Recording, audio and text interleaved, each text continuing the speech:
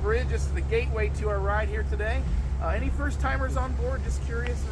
All right, you guys are screwed. It's mine as well, so I'm trying to figure this thing out along the way. YouTube videos, though, make anybody a pro, right?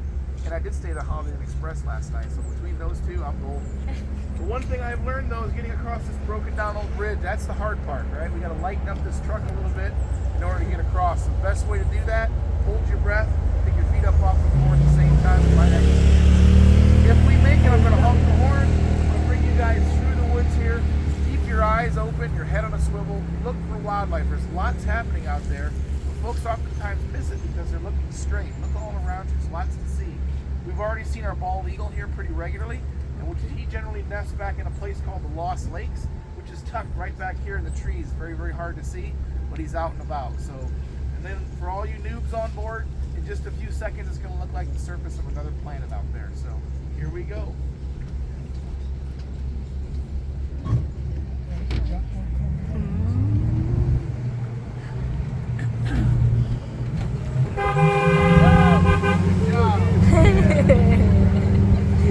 It's fun.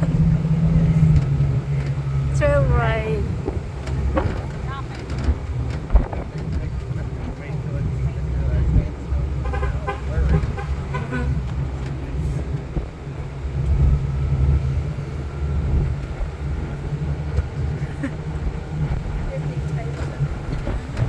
Welcome to the smoothest roads in Michigan, folks.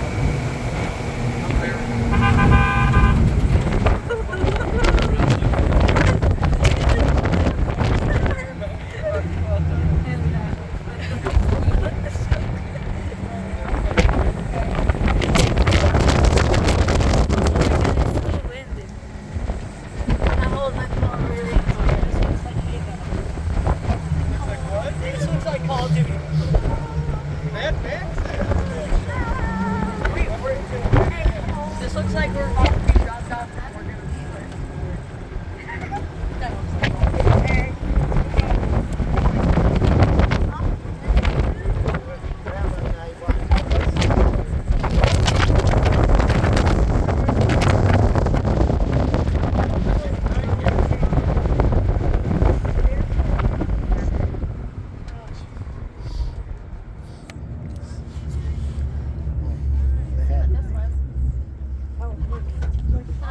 Our last chance gift shop right there.